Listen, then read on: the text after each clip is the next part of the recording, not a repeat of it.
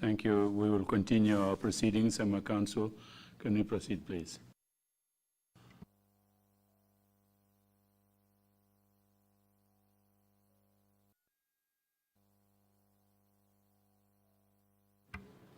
Mr. Chairman, I don't believe we're on, are we?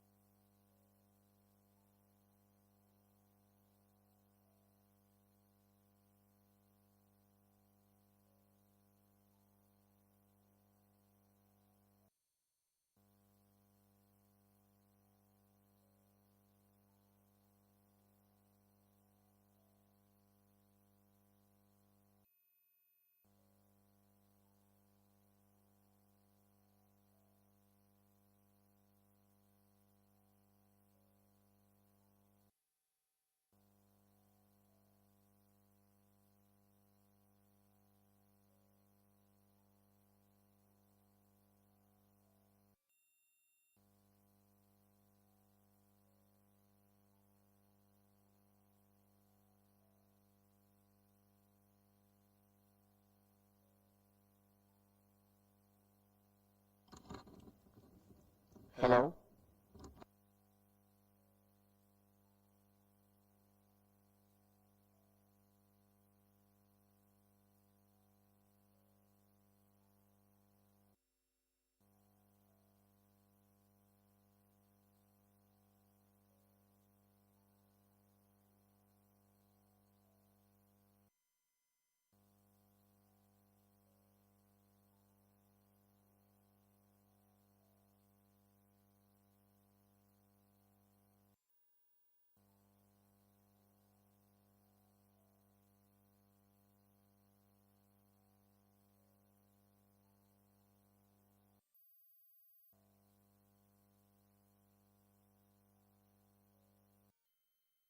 Council, if we are ready to continue, please proceed. Good afternoon, Mr. Thank you. Chairman, Commissioners, and members of the audience. We are ready to proceed with the next witness.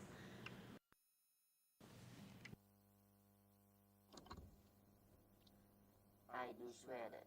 I do swear that.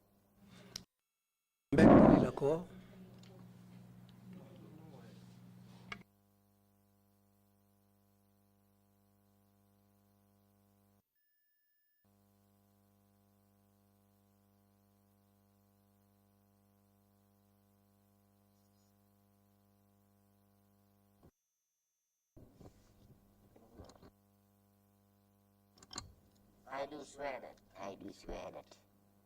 I'll speak the truth. I'll speak the truth, the whole truth, and nothing but the truth. And nothing but the truth. So help me God. So help me.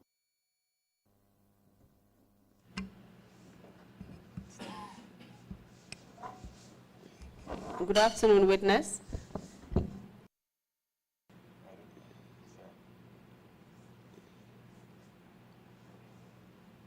Good afternoon, witness. Afternoon. Can you speak louder, please, so that we can hear you more clearly? Afternoon, ma. Welcome to the TRRC, and thank you for coming here to give your testimony today.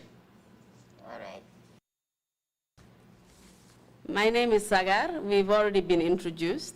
Yes. I just want to go through a few housekeeping rules with you. This begins. A bit to your left. Thank you. So that I can see you. All right. Much. Also, because there's interpretation going on in the local languages into English, please take your statements Okay. so that they're able to follow you. All right. You also have a duty, as I have already warned you, to tell the truth whilst you're giving your testimony before the commission. Okay. Mr. Chairman, may I ask that perhaps we can have some local language on the floor of the commissions, the hearing room, so that we'll be able to follow, perhaps Mandinka or Wolof, if that's possible.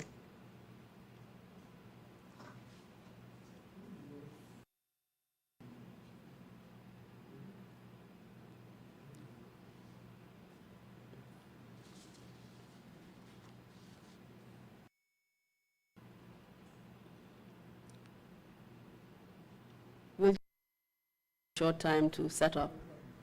Okay.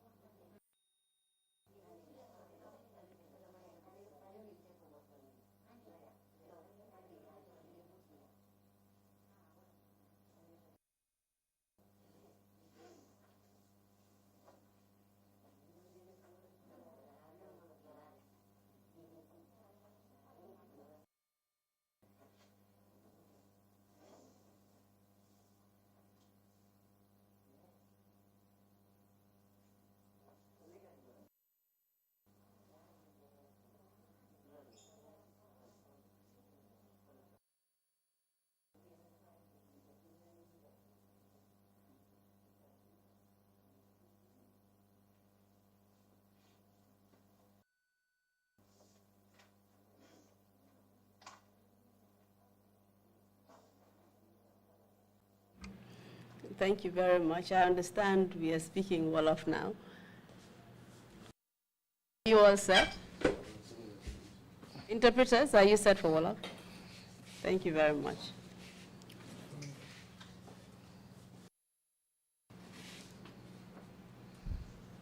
Witness? Yes. Just keep in mind that we'll have Wolof on the floor of the hearing room whilst, is that okay? That's all right. I would just like to go through some of the topics we'll be covering in your testimony so that dama bëgg rek pour jox la xamal yi nga xam ne moom la ñoo war a wax nga mun koo xam. as an AIDS patient, we will go through your initial diagnosis. Yes. Comme que yow da amoon feebar IRSA dinañ bëgg a ñëw xam fan lañ la ko waxee ne yaa ngi amee feebar bi. Okay. The place I was first diagnosed. Man fuñ ma musoona diagnosed first. Yes, we are just going through the topics. You're not to speak yet. We will come to that part afterwards. All right. I just want to give the topics we'll be covering. Waaye jotagud na pour yow nga wax dama la bëgg a xamal rek li ñoo séntu pour wal koo waxtaanee. Okay.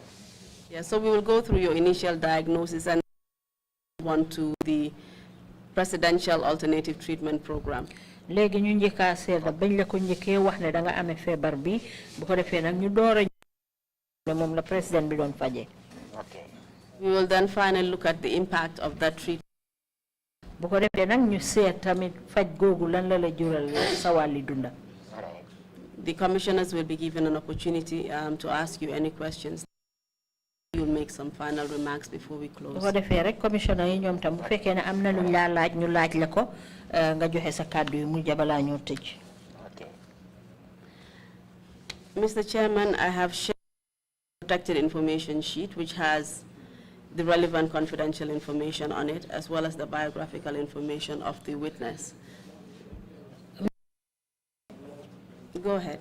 Kayit bi nga xam ne moom laa leen séddaale noonu mu ngi amee lépp loo xam ne moo aju ci xibaari seede bi ak yi nga xam ne moom ko aar pour bu ko ñeneen ñi gis. Mr. Witness, we will give you a copy of the PIS. Can you kindly confirm your biographical information is accurately reflected? Seede bi nañ la jox kayit bi na wéral ne liñ fa binda yépp loolu mooy li nga xam ne moo xew ci sa mbir.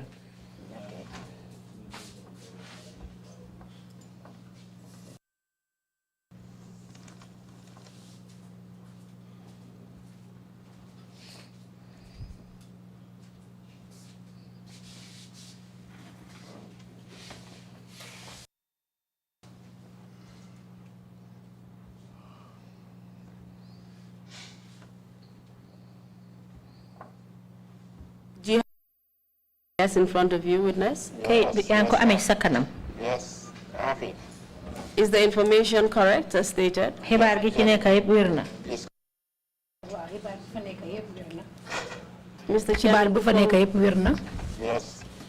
Mr. Chairman, before we move on, I would like to admit, as part of the record, as Exhibit 149, I believe. Mr. Chairman, dama bëgg bokk ci kayiti seede yi. I am just told that the number is actually 150. I believe there was an exhibit in the last session. ñu ne 150 The exhibit is 149, as I have stated. Request granted, Counsel. Please continue. Thank you. Thank you. We will begin with your testimony now. Okay. Léegi nag ñu commencé sa seede yi. Can you tell us when you were first diagnosed with HIV or AIDS and tell us which one it was? Di ñu mun a wax kañ lañ la njëkk wax ne da nga HIV bi. Yes, I was first diagnosed in 2008. 2008 foofu lañ ma musoon naa diagnose pour feebar jàngor bi. In Bijilo Clinic. Si lopitaan yi Bijilo. Can you tell us whether it was AIDS? Di ñu mun a wax na doomi jàngoro HIV bi nga amoon wala AIDS. It was AIDS. AIDS la. Tell us what happened after you were diagnosed. Léegi wax ñu gannaaw buñ la waxee ne da nga amee feebar bi lu xew. Yes, when I was told that, then I was referred to MRC. buñ ma waxoon loolu si lañ ma yónni woon pour ma dem MRC. To MRC. léegi ba nga àggee MRC lu xew. When I go to MRC, when I went to MRC, they also did their own findings. They don't believe, I mean, the other findings that comes from other places. They do their own findings, true or not. bu ma demoon MRC ñoom luñ ma waxoon ñu ne ñoom tamit dañoo def seen gestu bi parce que ñoom duñ óolu rek beneen gestu bi noonu xanaa ñoom ñu def ko pour ñu dëgg feebar bi maa ngi ko amee. And what was their diagnosis of? léegi nag ñoom biñ seetalee seen bopp nag lan lañ ci gis. Yes, they found that they are telling truth. I mean, the result that I have, I mean, having AIDS. ñoom tamit noonu lañ ko gisee ne dëgg la li lu am la maa ngi amee feebar bi buñ dee wax AIDS. And at that time of the diagnosis, how serious was the disease in you? dinaa wax ne yaa ngi amee feebaru AIDS bi nag naka la feebar bi duggee woon. Yes, I was very sick by then because my, I mean, CD4, my feeding count was like 40. feebar woon na trop time boobu noonu parce que luñ ma waxoon sax ñu ne suma CD4 bi ñu wàcce na ba 40. And the doctor told me that I was on high viral load. te docteur bi lu ma waxoon mu ne suma viral load bi dafa wàcc trop. dafa high trop. Can you tell us what the significance of that when your antiviral load CD4 count is low? What does that mean? waa ndax di ñu mën a leeralal loolu lan la tekki su fekkee ne sa viral load bi dafa kowe for count bi mu wàcca loolu lu mu tekki. Yes, when your CD4 count is down, it means you are sick. mu ne sa CD4 bi su wàccee mooy trop. And when your viral load is high, it means you are very sick. mu ne sa viral load mooy da nga feebar trop. And the case is that when the reverse is the case, that means that you're doing much better, your health. Yes. Wow. So what kind of treatment, if any, did you receive? léegi bu fekkee ban façon faju nga doon jël. I mean, that's the time they say that I'm taking ARV. waxtu boobu lañ ma waxoon ni dama war a door di jël ARV. Can you tell us what ARV means? di ñu mën a wax lan mooy. Antiviral viral drugs. Antiretroviral drugs. Antiretroviral drugs. Okay, antiretroviral drugs. Yes. And what were those drugs? garab yooyu moom ARV bi lu moo def ci yow. I was told that those people, they will, I mean, try to suppress me. They try to suppress the AIDS so that it cannot grow in my body. ñu ne loolu su ma ko jëlee loolu mooy sonal feebar bi du mun a am doole sama biir yaram bi. And as far as you were concerned, was there any form of treatment in conventional medicine that would actually cure disease AIDS that you had at the time? te yow jamono jooju nag ndax gëmoon nga ne am na benn garabi tubaab dina la doon mun a faj feebar bi ci jamono booba. No, they don't tell me that they have the cure. They told me that, I mean, there's no cure for AIDS. They don't have the conventional medicine cannot cure it. It can only control it. lu ñu ma waxoon mooy garab bi daal du ko mun a faj de ba mu jeex waaye daf koy wàññi dafay rey dooleem bi daal loolu lañ ma wax. From the treatment that you received from MRC, did you receive any other treatment from elsewhere? gannaaw faju bi nga amee MRC ndax amoon na benn faj boo xam ne am. Yes, I've been having my treatment from MRC for some time when I was told that I have to transfer. waaw dama doon jël suma garab bi MRC balaa ñu ne ma léegi dañ ma war a transfert Brikama. Brikama, and where in Brikama were you transferred to? kañ lañ la toxal Brikama lañ la toxal. I was transferred to Brikama in 2010. loolu 2010 la nekkoon si lañ ma toxal yóbbu ma Brikama. Hanson Care in Brikama. Hanson Care Brikama. And who was in charge of that facility in Birkama, hands-on care? Hands-on care boobu nekk Birkama kan moo ko jiite woon? One Dr. Sabali. Bena Dr. Sabali moo ko jiite woon. And what kind of treatment did you receive there?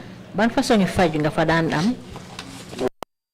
And as what I was having from MRC. Bena faju boobu rek laa doon amee foofu no feebar bu faj bu ma doon am MRC boobu laa continuer pour Birkama. And that was, you were taking the ARV drugs? Yes.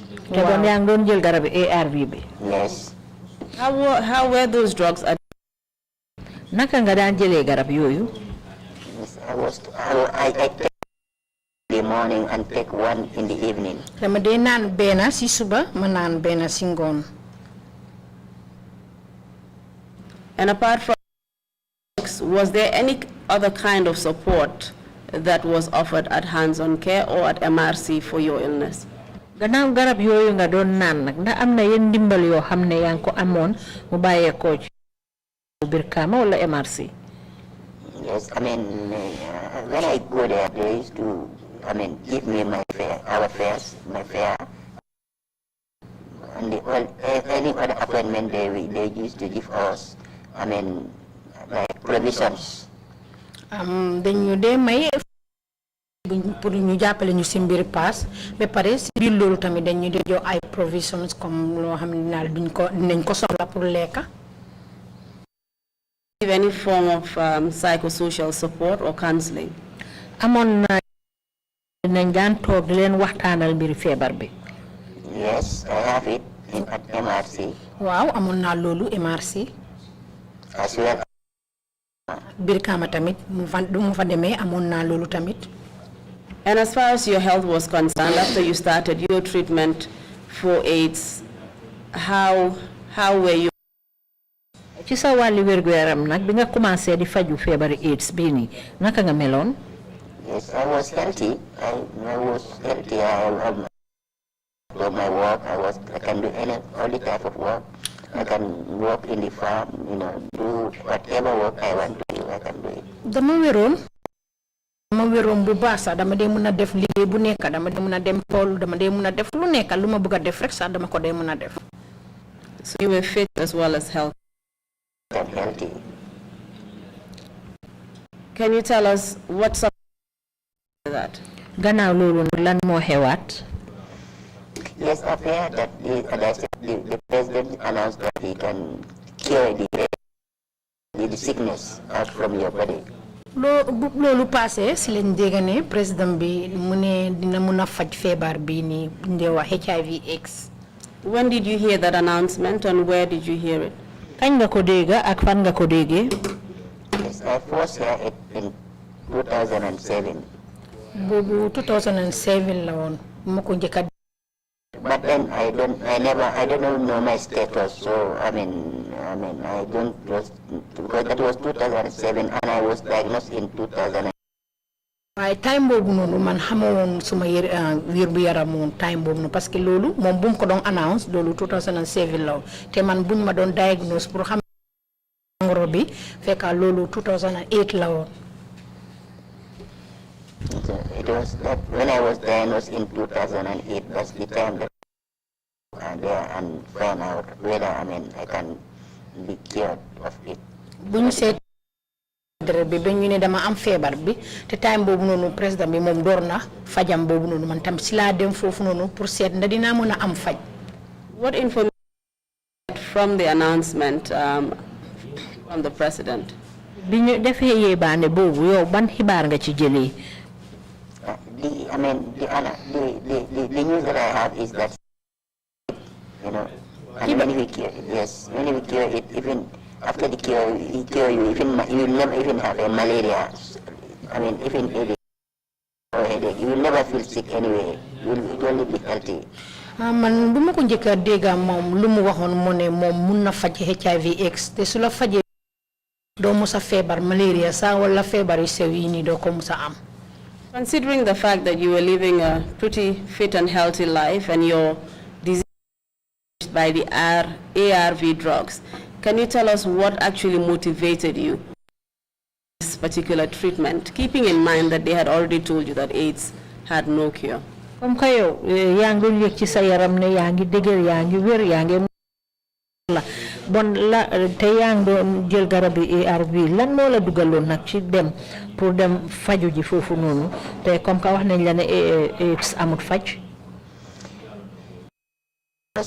Okay, in the conventional, treatment, they told you that, okay, they can just manage it, but they cannot, cure it. And if I happen to hear somebody who said that he can cure it, then I think that for me, that one, I wanted to be cured.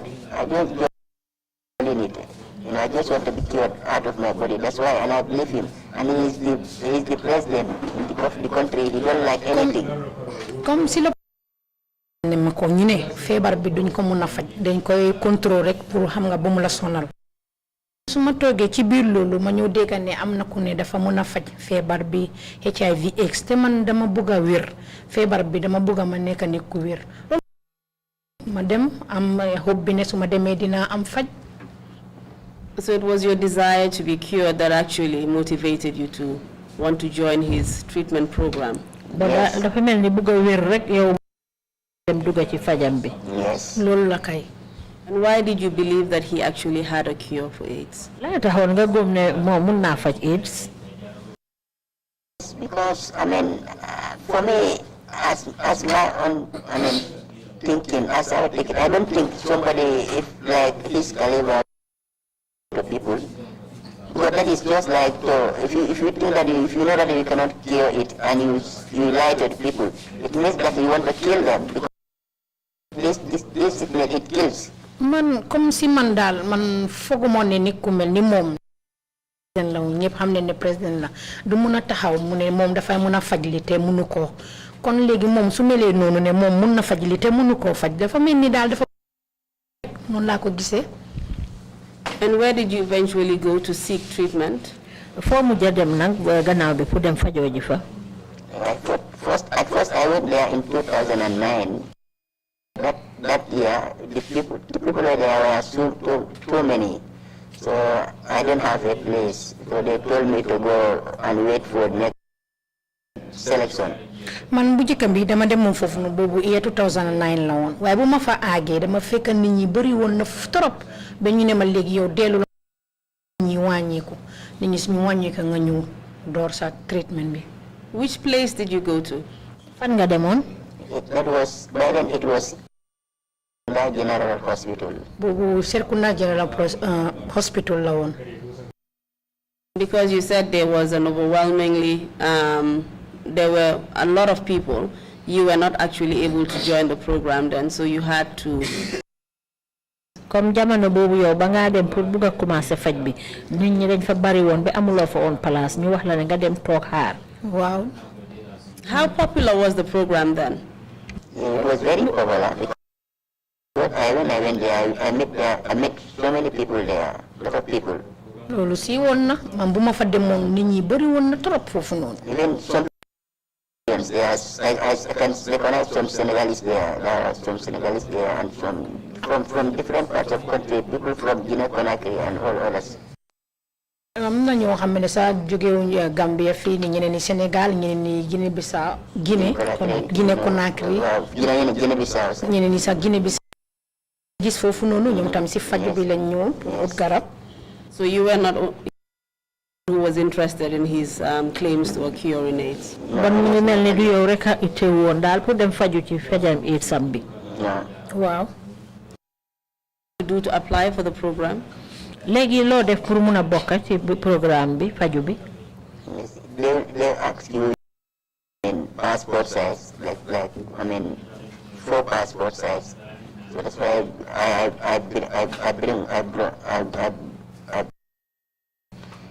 they give me a form to fill, then I fill my form, then after I leave it with them there. So they say that when they meet me, then they'll call it.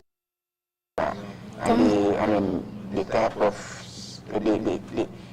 HIV I have in my body. Lu ñu la dee laaj mooy dañ la dee laaj pour passport size bi léegi soo indee loolu ba pare nga bàyyi fa sa téléphone yow bam façon jàngoro sa jàngoro bi naka la tudda loolu yëpp danga koy bind si forme bi nga fiil ko waaw su paree nga toog si kër gi ñoom suñ paree dañu. So this was in 2009. Can you tell us when you were eventually called? lii mu ngi xewoon 2009 kañ lañ la mujj a oo nag gannaaw gi. That was 2015. loolu 2015 la kon. So you actually had to wait for 6 years to actually get admitted into this program? Yes. bon toog nga xaar juróom-benni at balaa nga. Yes. Wow. And that was because it was so popular, so many people wanted to be on it? Yes. mooy ne dafa siiwoon ba nga xam ne ñëpp a bëggoon a bokk ci faju bi. waaw. And how often were these treatment programs conducted? Programme yi faj boobu ñu doon def naka la daan faral di amee. Every year. Or sometimes it will. I realize that yes, it does not happen. But apart from that, it used to have it every year. foog naa dafa dee am at bu nekk de am na ñaari at yoo xam ne fajut waaye bu loolu passé at bu nekk la dee faj. Were you told the actual number of participants per program? xamoon nga ñaata ni saa yu jëlee ay nit ñaata la daan faral di jël ci faj bu nekk. I don't know of the others, but the first year I went there, they take 50 people. xaw ma bu ñeneen ñi de waaye man suma time bu mu jotee juróom fukki nit la jëloon. Some time be. And in that particular year, 2009, when you went to the Serekunda hospital, who was part of the team that the presidential treatment program? Léegi yow atum 2009 bi nga demee foofu pour ñan ñooy ñi nga xam ne ñoo bokkoon ci faji président bi jamono boobu. Well, like people who are leading, who are responsible for it, or you mean the patients? Yes, please, yes. ñu nekk di toppatoo faji feebarkat yi wala feebarkat yi ci boppam nga nekk di laaj. Those who were actually assisting the president, working with him in the program. ñi doon dimbale président bi laa wax ñi ko doon jàppale ci faj bi. Yes, there are many. bari woon nañ de. The people that I recognize is, whether I can call the name of the persons. Go ahead and name them. Okay, it's one Lamin Jata. Bena Lamin Jata. And Jawara. Lamin Jata. It's not Lamin Jawara, they call him Jawara. I don't know his surname. Okay, Jawara. How ma? Why Jawara lañ ko daan oo. And I also see Dr. Mbo there that year. Gisoon naa Dr. Mbo tamit foofu noonu. Would you happen to know what their were? Ndax xamoon nga ñoom ñëpp ku ci nekk lan nga fa daan def. Okay, it was Jawara who was registering people. Like when you want to join, he's the one who take your name and your form and. moom moo nekkoon di jël turi nit ñi comme soo buggee bokka moo dee jël sa tur jël foo jógee ak lu nekk daal luñ soxla. I don't know about what he is doing, but he was also there working with them. Lamin Jata moom xaw ma woon lan mooy nekk liggéeyam de waaye moom tamit mu fa woon. And Dr. Mbo, I saw him also there. Dr. Mbo tamit gisoon naa ko foofu. Yes. And do you know what his particular role was, Dr.? moom xamoon nga lan la fa daan def. Yes, I just saw him there, but that day he was not doing anything. I was sitting down because that day there was no treatment going. It was only the only people who I was doing treatment. It was the Cuban doctors. The Cuban doctors were doing this, some other things like that. Dr. Mbo keroog bu ma ko daan gis foofu noonu nekkutoon di def dara dafa ñëw dugga rek jéena waaw waaye Cuban doctors yi ñoom ñoo dee nekk di treat nit ñi foofu noonu di faj nit ñi di jox lewis.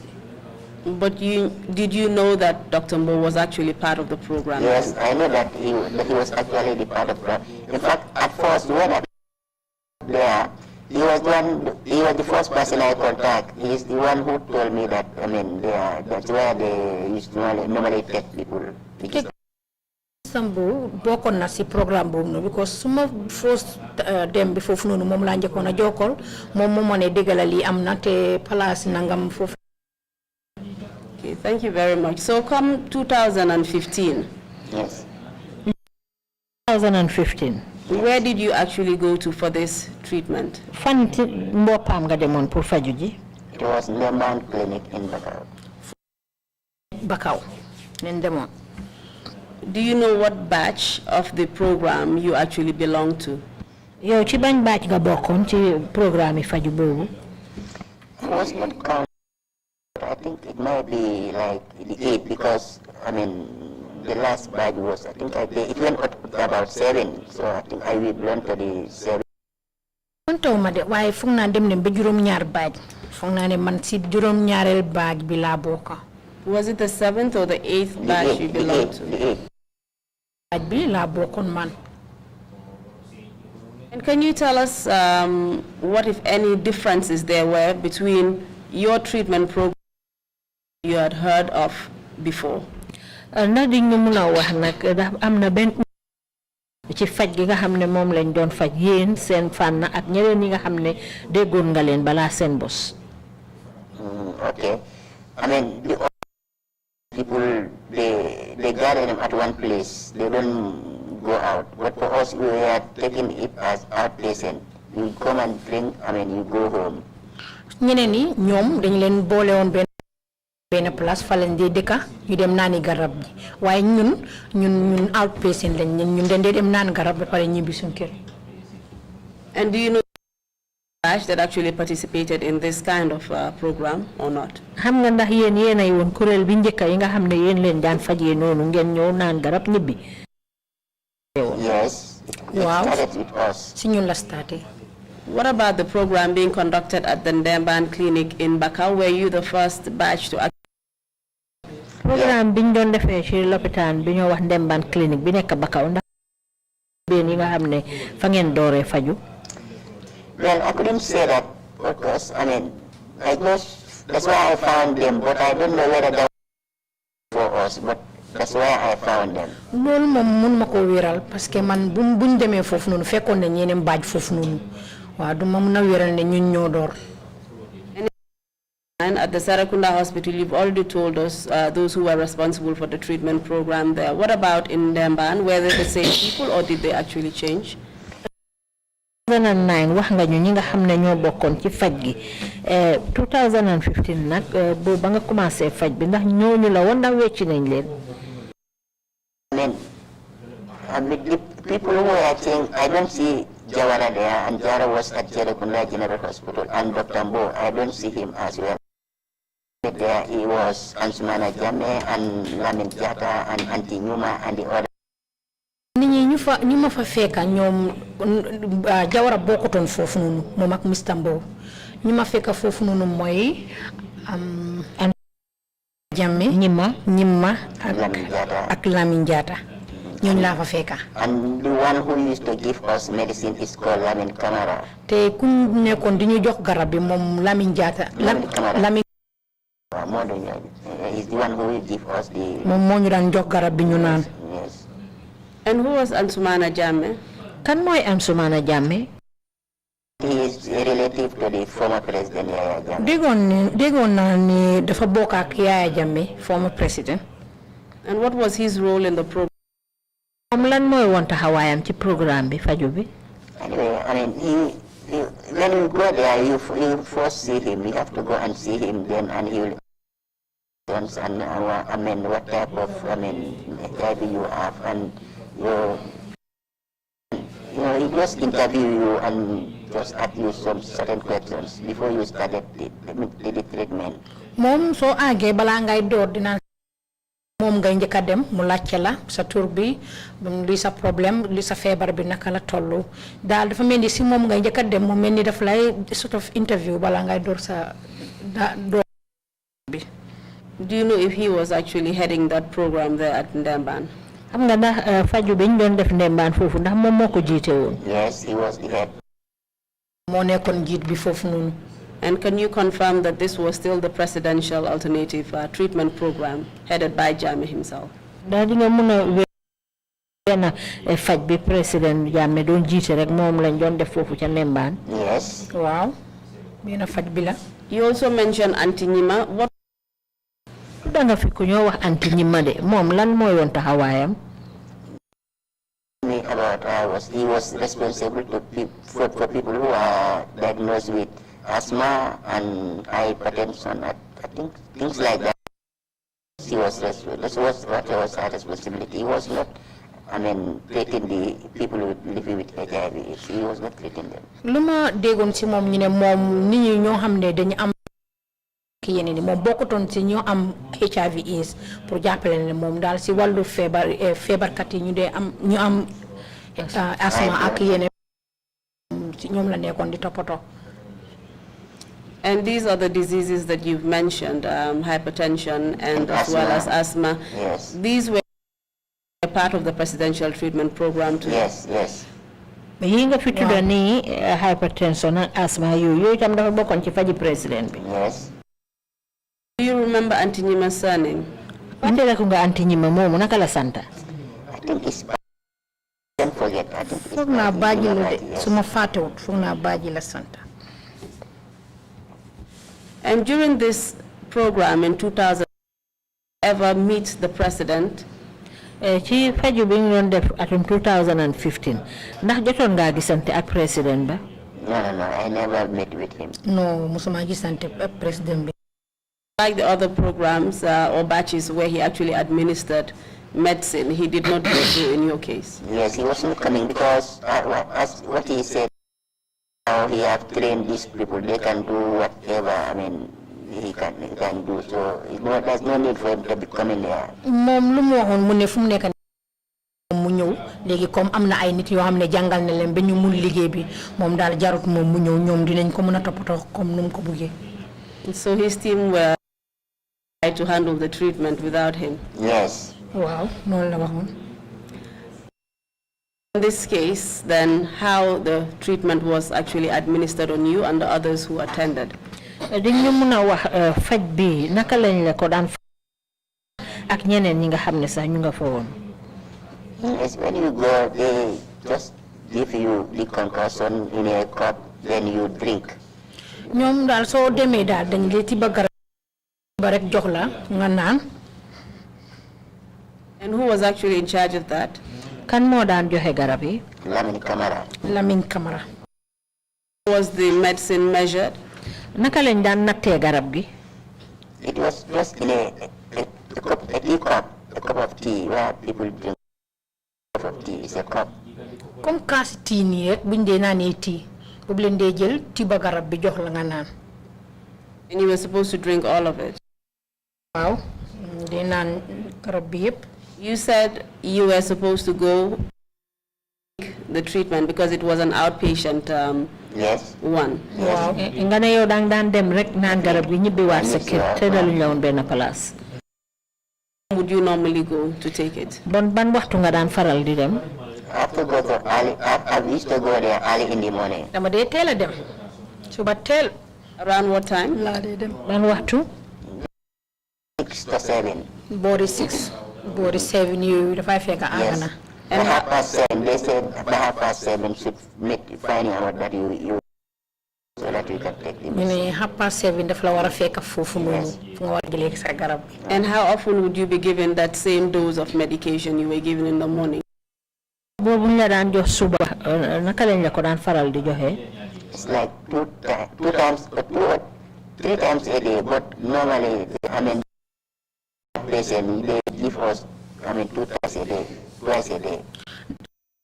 bi dañu waxoon danga koy naan ñetti yoon ci bés bi waaye after buñ gisee ne ñun outpatient lañ ñi léegi dañ koy naan ci ñaar. And were you there on both occasions? Did you come in the morning and later on? Or how was this done? Dang daan ñëw suba pare ñëwaat ngoon.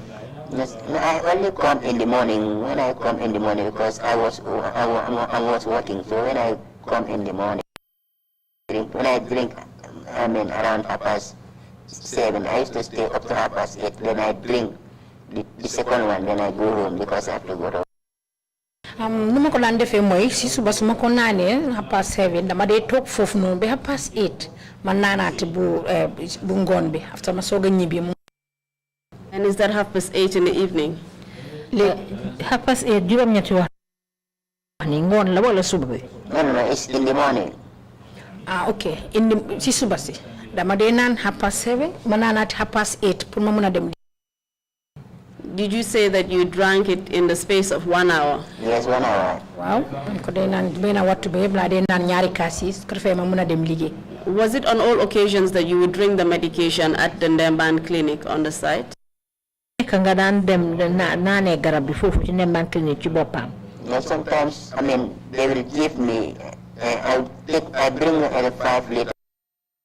They'll fill it for me, then I take home. Then you'll see, if I find out that when the time comes, then I just drink it from there. I'm going all the time. Mu ñentel bi dañ ma joxone 5 liters bidon pour ma yobbu ko ci kër gi comme time bi ci joté ma mun ko naan because munuma dem bes bu nekk mun ma ko def. So from the program, patients were admitted. Later on, it was turned into an outpatient program, and Yes. now you're just telling us that there was also a takeaway service. Yes. Mu mel won di jël nit ñi di leen tëral benn place di leen fa faj gannaaw gi ñuy wax nit ñi ñuy ñëw di naan ci seen garab di ñëw ak a dem gannaaw gi sax ñu far nag di leen jox garab bi ngeen di dem a moom. Yes. But I mean, you see, that one, if they told me that that's not allowed, but they just do it for me because I always complain that I cannot stay there and work it. So that's what they do. But they say that they don't normally. Lolu sa waxon nañ ma ne man rek man lañ ko defal because dañ jégan nu may joytoy ne affaire bi dafa sori dem ak ñew bi dafa metti lolu motax ñu defal ma lolu way. So in those cases where you had the takeaway, then you would administer those drugs on your own by yourself. Mon gannaaw gi nga xamé ne dang da ci garab bi dafa melni dal gannaaw gi ya ko daan naanal sa bopp. Yes. Wow. So tell us what the treatment was. What was this medication that you were given? Garab bi ñu daan jox lan la woon. I mean, it looks like, I mean, a brown water stick in. It's just thick, I mean, just like a concussion of any sort, you know. Garab bi dal mëna explain lu mu nuro moy dafa melni am garab bi ni ku ñuul way ndox la ndox bu ñuul la far ba paré ndox bi dafa far. It was sticky as well? Yeah, thick as, yes. I mean, sometimes it's thick or sticky? Yes, it's thick like, when it comes fresh, it used to be like normal, but it becomes sticky. Garab bi dal suñu nekké garab bu es dafa dé halatani waye su yagé dafa dé melni lu ratax ni. Yes. Medication would basically go through a process of fermentation. Yeah, fermentation. They dem be forox sa.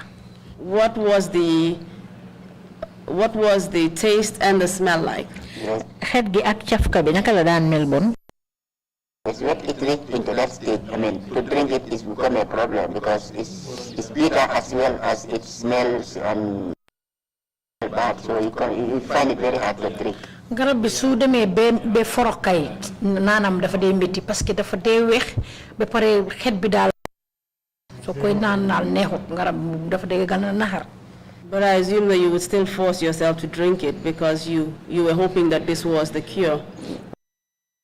Ak nu mëna mel nonu tamit dang daan forcer rek nga naan ko nit bobu ya ngé sentu ne daf la faj. Yes. Wow. Apart from this a thick liquid, was there any other medication you were given? Yes. That looks like, I mean, should I get a sort of, you know, it's just like they put milk there and, that. Waaw am na beneen tamit mu mel ni cuuraay gerte la sax soo ko xoolee da nga defoon ni dañ si yokk meew boobu tamit dañu daan jox garab boobu noonu ñu naan. We've heard evidence about another kind of medicine called Trrc, the one that you're referring to as cuuraay gerte in your case. Am na ko ñu fi waxit ne garab yi ñu daan naan am bokk na ci bi ñoo ooyee Trrc ndax xëj na boobu nga cuuraay gerte. Yes. Waaw boobu la. Were there any other kinds of medication apart from these two? Gannaaw ñaari am na beneen garab bu ci bokk. Yes. Another ones, but these are the two that I know. Mun naa am beneen tamit mu fa waaye ma ñaari laa xam man. And the cuuraay gerte one as well, was it as the brown liquid? Bi di nuroo cuuraay gerte ndax ni nga ko daan naanee bi nga xam ne bu ndoxe la. Yes. Waaw. In what circumstances would you be given the brown liquid, and in what circumstances would you be given the yan jamono lañ la jox bu ndoxe bi ak ci yan jamono lañ la jox bi di nuro cuura gerte? For me, I first begin the treatment with the brown one. Buma door moy bu brown bi. Bu ndoxe bi bobu la doron. When it goes for some time, they started giving me. Waye buñ demone be yaga ci lañ door pour jox ma bu ciakri bi bu cuuray bi. Yes. And how long did you take these medications? Garab yi nak ci ban dir nga ko naan nga jeexal diko naan ñaata weer wala ban appa daal? Yes, I take them within 3 months. Naan ñi ñetti weer.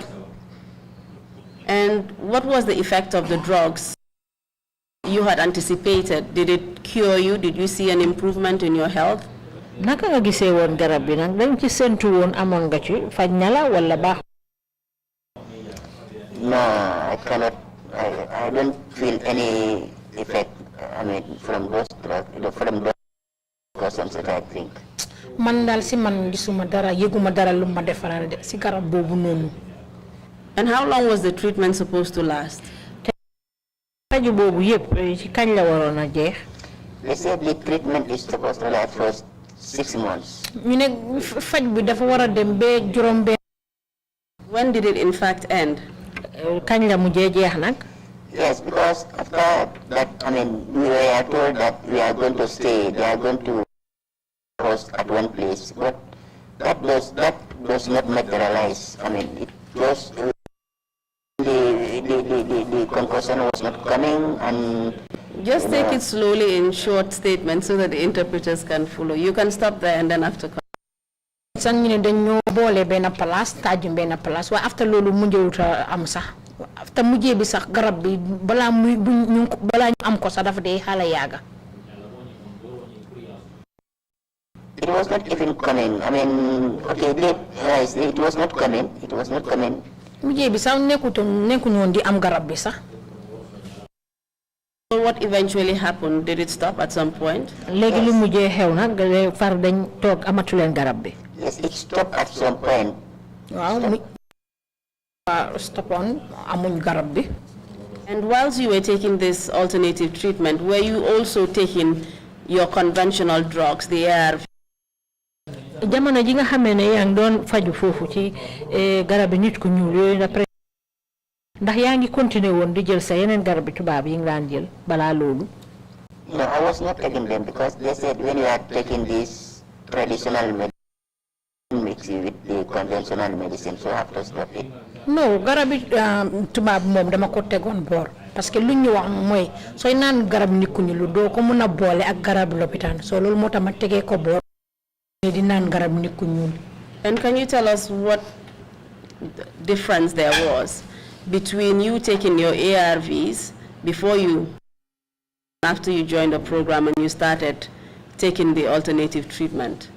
Légui dañ ñu mëna wax nak ban outé nga sétlu ci jamono ji nga xamé né ba faju bobu yang doon naan garab ARV bi ak gannaaw bi ko bayé ba jël yenen garab yi yan outé nga gis? Yes, I was joining this, I mean, presidential treatment program. I was healthy. I was what I want to do. But I mean, after when I stopped taking the, I mean, ARV and started drinking this, that's the time all met.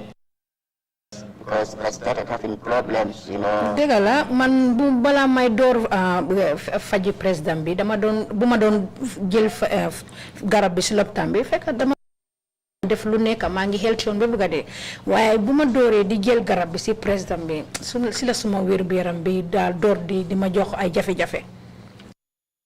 You encounter? Yan jafe-jafe nga daan jànku wanteel?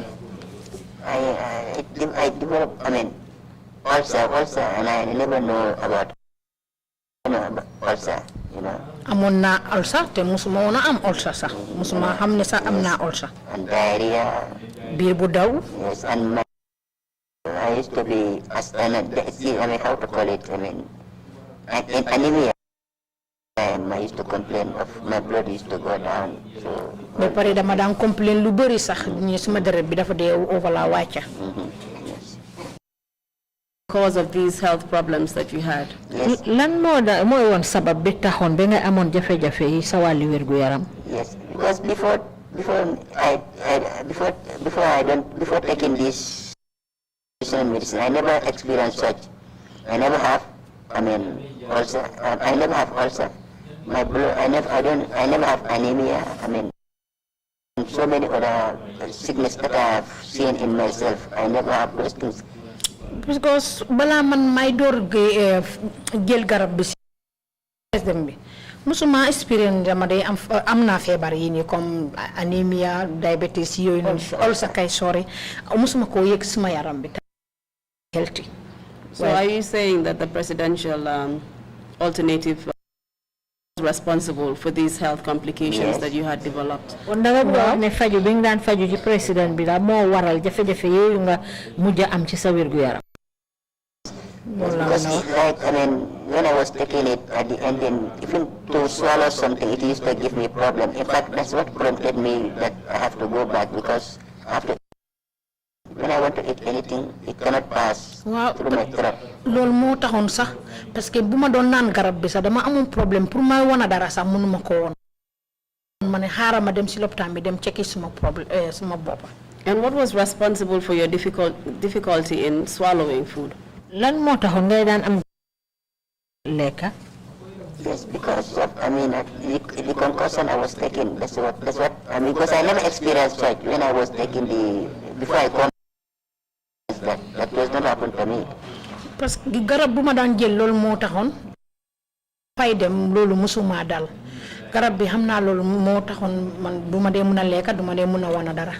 And the concoction, did it do anything to your around your mouth that caused you not to be able to swallow? Garab bi dafa am dara lu mu def sa gémmiñ gi ak yooyu ba tax mënuloo woon a wana benn ñam. Waaw. Yes, because I used to suffer from the doctors, they call it a fungal infection. My tongue, when that happens to me, I don't have appetite. I cannot eat any food. Problem comme lu anglais de wa fungal infection docteur yi loolu lañ gis suma lamine bi loolu moo dee tax du ma dee mun a wana dara.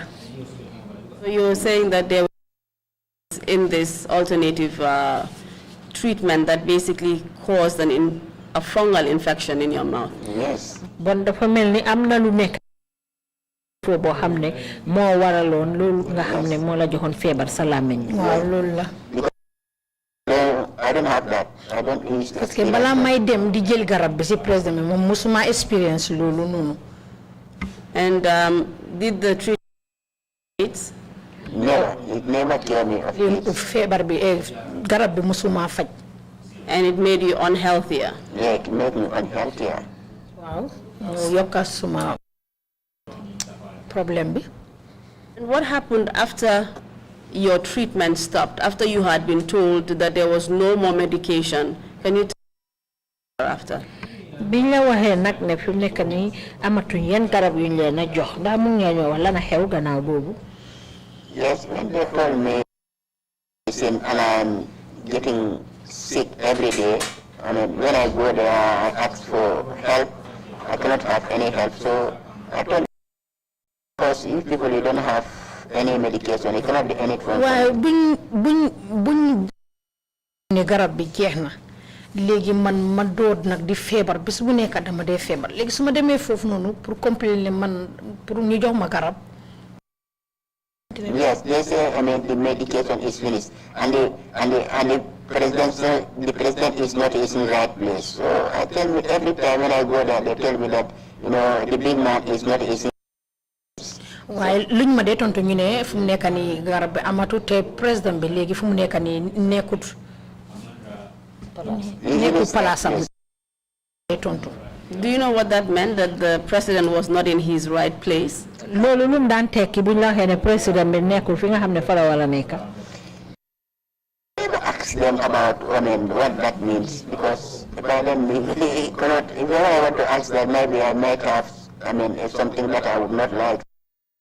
Man loolu musuma na la laaj lan loolu lan la tekki président bi nekkul si que dama ragaloon xëy su ma la laajee ma jëlee fa loo xam ne daal du ma ne moo tax musuma leen la laaj. Why do you say that? I mean, what did you suspect was the reason? Please. Lu da nga wax loolu yow na biñ la ko waxee yow nit ñi sa foogaayi boppa lan nga foogoon ne seen wax boobu lu moom la tekki. Okay, at first I cannot understand, but later I think I understand that was far with the 2000 and it was like something, it might be something political because it was not very far from the 2016.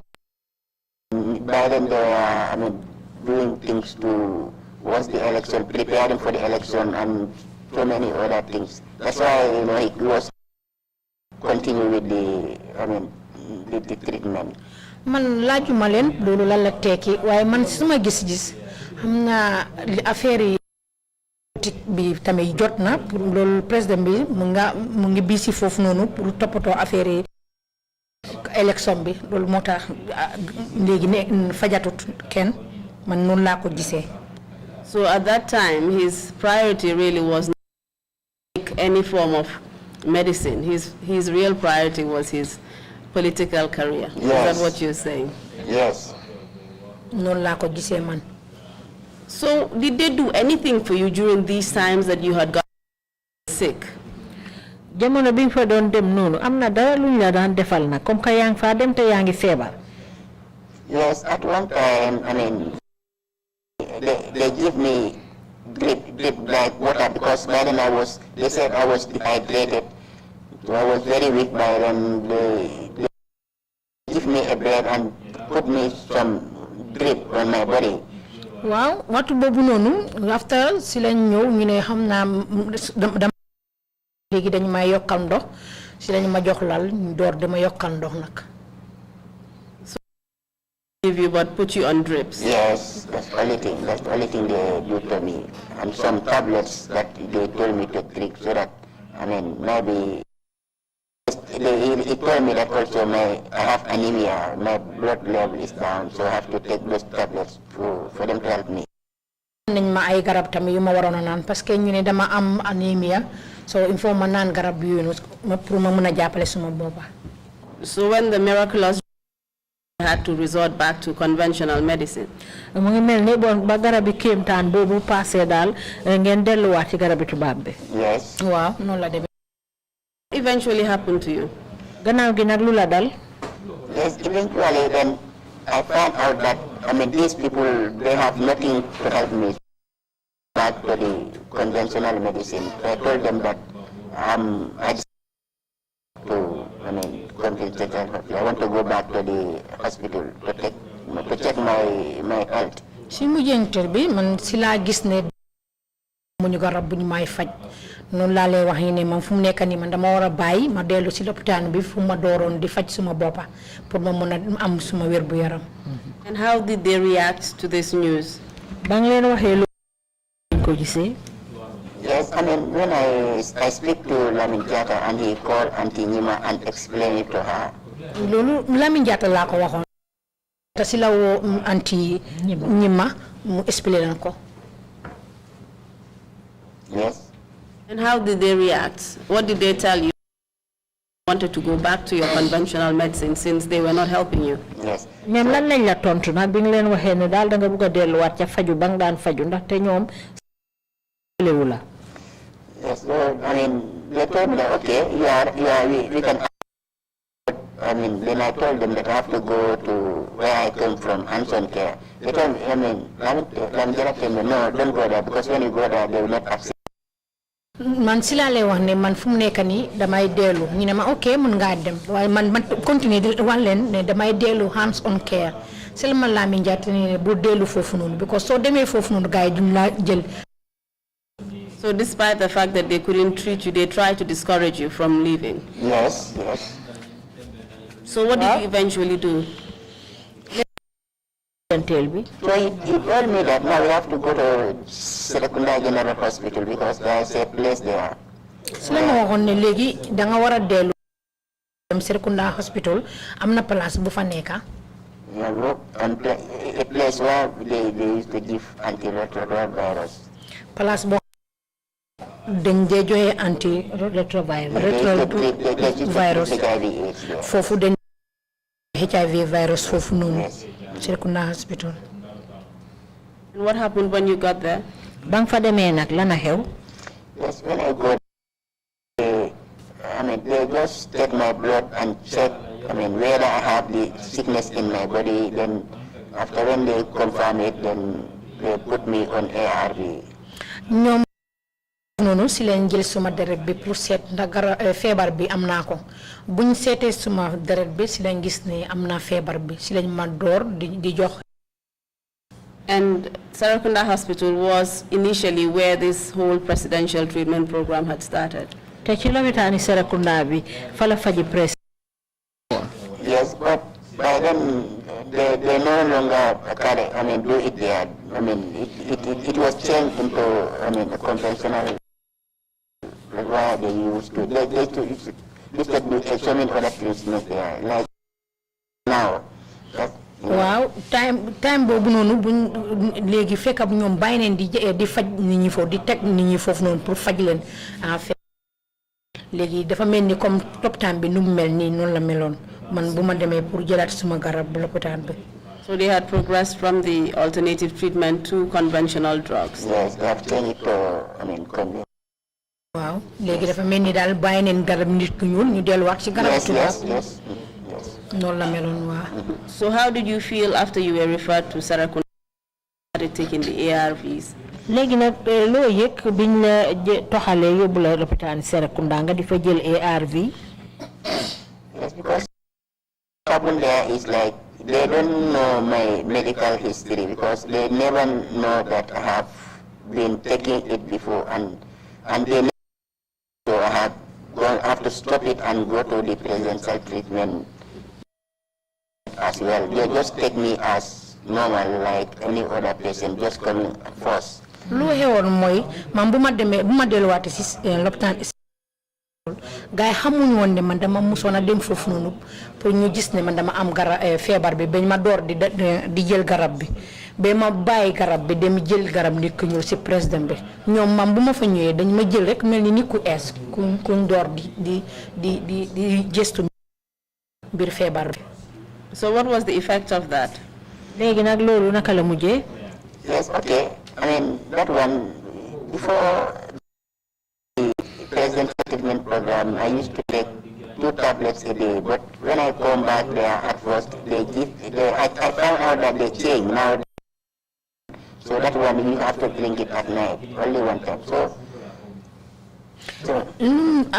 affaire bi lu xew mooy man bala may dem presidential treatment bi ñaari garab lañ ma daan jox foofu noonu waaye bu ma delluwee ma ñëw fekk ne benn garab lañ ma day jox te garab boobu noonu guddi laa ko waroon a naan. So now, but okay, when I feel better for the first time, but later, I learned that also I'm not quite okay. So my health is deteriorating. So waaye tane woon naa sax comme tuuri tane rek waaye after si laa gis ne suma wér bu yaram ba léegi non léewut wéruma daal. Did you take? am na yeneen jéego yoo ci jël nag.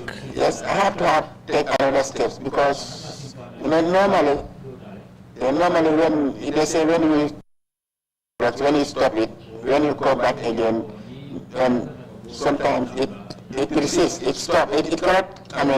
It cannot take on the sickness. Come again? I'm sorry. I said. Kene garab gi da nga commencé di ko jël nga jékki-jékki bàyyi ko soo ci delluwaatee nim la war a fajee du la mun a fajee noonu. Very good. So when that happened, for them they also were unable to realize that. The doctors there at Serekunda Hospital, they don't realize that. Waaw loolu moo amoon waaye ñu fa nekkoon at Serekunda Hospital ñoom xamuñu woon ne loolu moo am. So now I have to live there and go back to. loolu moo tax ma mujjee bàyyi foofu noonu dellu hands-on care. And hands-on care is where you were before you started the presidential treatment program. That is where they had from MRC. Yes. hands-on care mooy fa nga nekkoon di faju balaa ngaa dem ci faji président bi mu mel ni waa MRC foofa lañ la ebaloo. Yes. And what happened when you went there this time? léegi nag bii yoon ba nga demee lana xew. So when the doctors, they realized that I was very, very sick.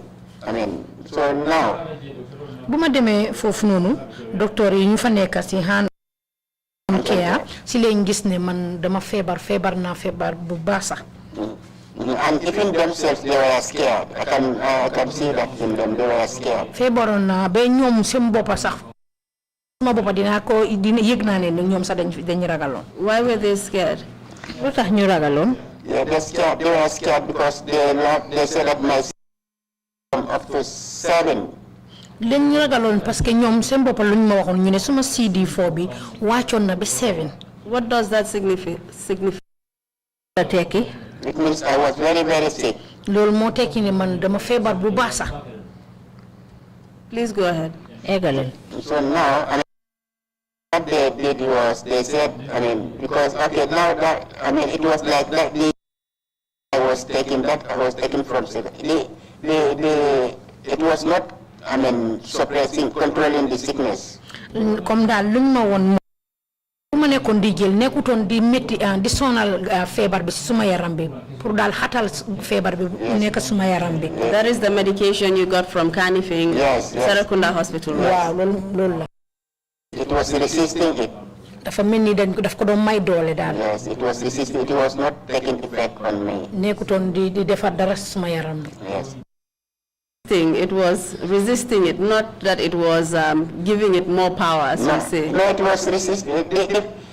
The sickness was resisting. Waaw feebar bi daal Trying to correct.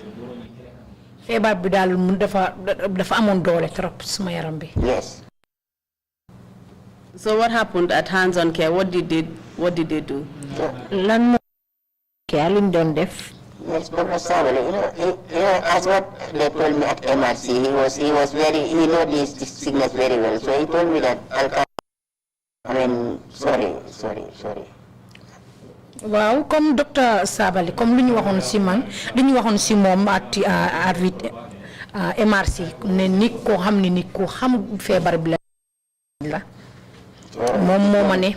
He told me, you have to change your drugs because the drugs that you are taking is not making you any. mu ne ma garab bu nga doon jël il faut ma sensé ko because garab bu nga nekkoon di jël nii balaa nga ñëwaat fii nii nekkutoon di la jàppale. Yes, that's what helps me.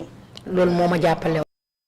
What kind of treatment were you then put on? léegi nag ban façon yi faj lañ la daan faj ban garab lañ la daan jox. Now, he changed it like in the morning I used to take, in the evening I take 3 tablets. léegi dafa mel ni dafa yokk affaire bi si suba dama dee garab ci ngoon man naan ñetti garab. And what happened after you started to take those drugs and you changed your treatment? gannaaw garab yi nga doon naan lan moo xew. Yes, now, thank God I'm feeling better. léegi fu mu nekk nii moom alhamdulilah maa ngi tane bu baax. Yes. I can do anything. mun naa def lu nekk dama dee mun a dem liggéey dama dee mun a def lu nekk. Yes.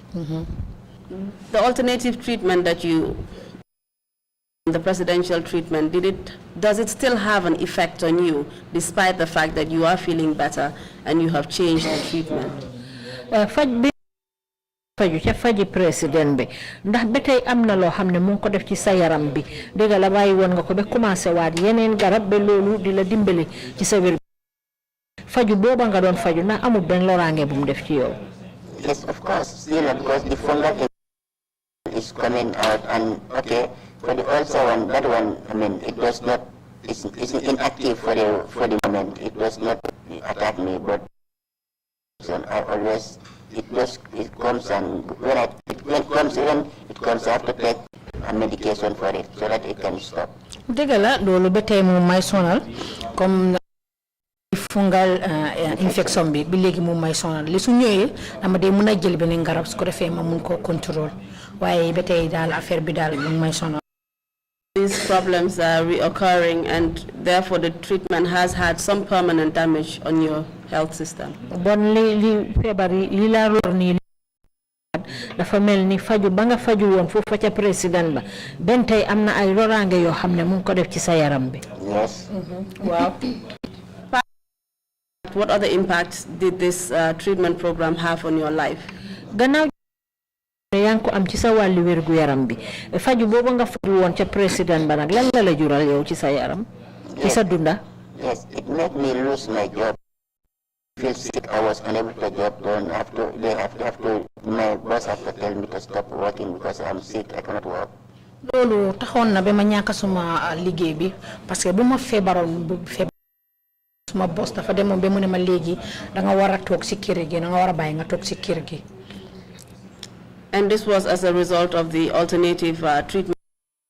Yes. te loolu yëpp li ko waraloon mooy garab boobu faju boobu nga xam ne yaa ngi ko doon faju fële ca président bi. Yes. Yes. When you had first been diagnosed with AIDS, ARVs, you were still able to work normally. biñ la njëkkee wax ne da nga am jàngoro AIDS bii nii ba pare yaa ngi doon jël garab bi ARV terewul yaa ngi doon liggéey. Yes. Yes. loolu dëgg. And just to conclude, if you can tell us what other impact this whole treatment has had on your life. ne mun nga ñoo wax faju boobu yan façon yi jafe-jafe la la indil ci sa dunda. Well, I mean, because maybe also I don't have it before. garab bi indi na ma jafe-jafe also parce que amoon faj also. I mean, it really disturbed my life. It really disturbed me. It made me lose my job. tax na tamit ba ma ñàkk suma liggéey bi tamit. Yes. Thank you very much, Mr. Witness. Mr. Chairman, I hand over the witness to you for any questions you may ask. jërëjëf seede bi léegi ma jébal la chairman bi bu dee ñoom tam am nañ luñ la laaj. Thank you very much, Counsel, and thank you very much, witness, for coming to testify before the commission. jërëjëf council jërëjëf seede bi yow tamit li nga ñëw pour joxe sa seede fii ci kanam council bi. And you again, we would express our sorrow that you had to be taken through a treatment program that was fraud, fake, and criminal. yow tamit nag ñu ngi métitlu ci li nga xam ne moom nga jàppaleeg ay mbiri jubadi yoo xam ne jaarale nañ ko ci faj goo xam ne ñu ngi la ko doon fajee te dégguwul. I hope Gambia doesn't have to go through this again. te yaakaar naa ne nag réewi Gambia fii façon bi dootu fi mun a amati mukk. Commissioners, if you have any questions, indicate. Commissioner, you have the floor, please. Witness, Yes. I have one question for you. am na lu ma la bëgg a laaj. If you had the opportunity to meet ex-President Yaya Jammeh again in your life, bu la yàlla mayoon nag ba nga tasewaat ak président Yaya Jammeh. what would you tell him? loo ko wax. What I would tell him is that you are lying to people. What you say is never true. You are just trying to kill people. mooy suñu dajee dama koy ne yow da nga doon fenal nit ñi rek yow li nga waxoon ne da nga mën a faj AIDS loolu du dëgga yow da nga bëggoon a rey sa nit ñi rek.